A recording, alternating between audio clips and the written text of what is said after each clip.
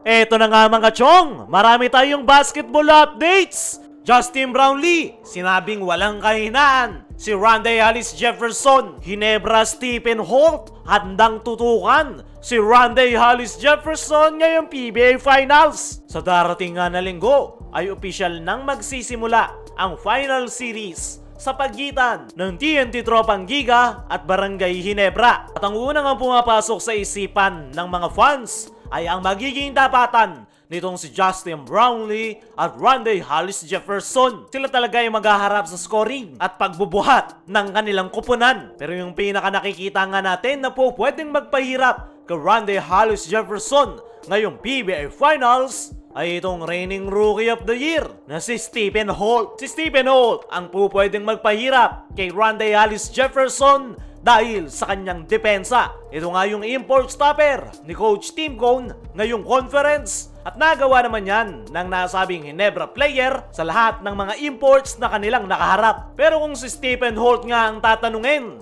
ay hindi niya nga raw alam kung sino yung makakadepensa kay RHJ. Pero it's going to be combination of Stephen Holt at Justin Brownlee sa buong final series. Nakikita nga ni Stephen Holt na dalawa sila ni Justin Brownlee ang pwedeng pumigil kay RHJ. Magpapalitan nga sila sa pagdepensa at ang maganda dito kay Stephen Holt ay handa nga siya sa nasabing TNT import dahil na-prepare nga raw siya ni Coach Tim Cone ngayong conference. Ang pinaka-toughest matchup niya nga raw as of now ay si EJ Anosike. Ang laro nga raw nitong si Stephen Holt noon sa Europe ay more on point to shooting guard. Kaya bago raw para kay Stephen Holt na bumantay sa power forward position. Pero hindi na nga daw niya yung problema sa ngayon dahil noong bantayan niya nga raw si Allen Durham noong quarter final series ay mas na-prepare nga raw yung kanyang katawan at sarili na bumantay sa mga naglalakihang imports. Nagawa niya na nga daw kay EJ Anosike at kumpiyansa itong si Stephen Holt na handa siya na depensahan si Rondae Hollis Jefferson ngayong PBA Finals. Expected nga raw na hindi yan magiging madali dahil nakita na nga raw niya yung laro ng nasabing TNT import, mabilis at dominante sa loob ng painted area. Pero inamin niya rin nitong si Stephen Holt na hindi niya kakayanin na siya lang ang didepensa kay Rondae Hollis Jefferson.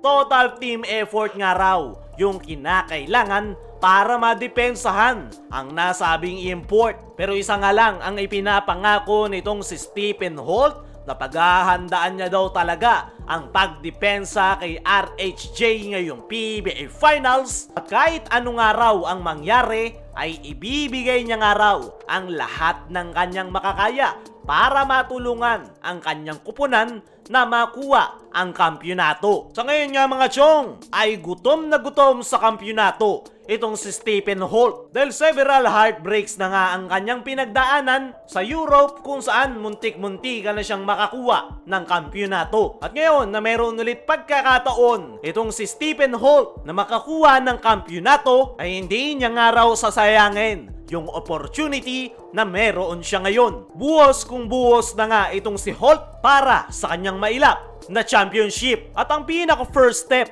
para makuha niya yan ay kinakailangan niya ngang depensahan si Rondae Hollis Jefferson. Hindi yan magiging madali para kay Holt dahil hindi raw mapipigilan si Rondae Hollis Jefferson. Kinakailangan lang daw nila itong ilimit at hanapan ng butas kung ano ang weakness na meron ang nasabing TNT import. Pero para sa akin mga chong ay naniniwala ko na isa si Stephen Holt sa mga pwedeng pumigil dito kay Rondae Hollis Jefferson. Ang weakness nga nito ay outside shooting. Kaya naman dapat i-expect ni Stephen Holt na more on attack to the basket ang gagawin nitong si RHJ. Dumako naman tayo dito sa kabilang balita. Justin Brownlee, sinabing walang kahinaan si Rondae Hollis Jefferson. Kung si Stephen Holt ay looking forward na bantayan si Rondae Hollis Jefferson, eto namang si Justin Brownlee ay ine-expect na hindi magiging madali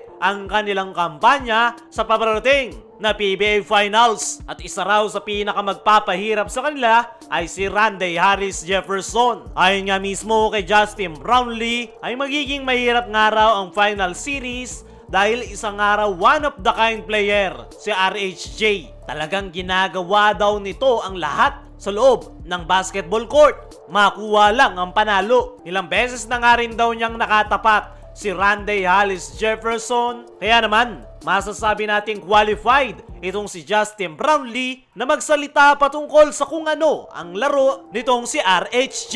Pero kahit na ganoon, ay gagawin nga raw nila ang lahat ng kanilang makakaya para makuha ang kampyonato. At the same time, ay hindi nga daw sila po pwedeng mag-overly forward. Ang kailangan daw nila ay one step at a time. Pag nanalo nga daw sila, ay dapat parang wala lang nangyari para manatiling gutom ang kanyang kupunan. At kung matatalo naman daw, ay si Coach Tim Go na raw ang bahala pagdating sa mga adjustment. Dagdag pa nitong si Justin Brownlee na hindi naging maganda yung kanilang panimula ngayong conference. Pero ngayon ay meron na nga daw silang magandang rhythm at chemistry at yan nga raw yung po pwede nilang magamit this upcoming finals kontra kay Randy Harris Jefferson. Ayon nga dyan mga chong, ay ang gustong sabihin nitong si Justin Brownlee ay total team effort at focus ang kanilang kinakailangan ngayong finals para matalo si RHJ at ang TNT Tropang Giga. Kayo mga chong, agree ba kayo sa sinabi ni Justin Brownlee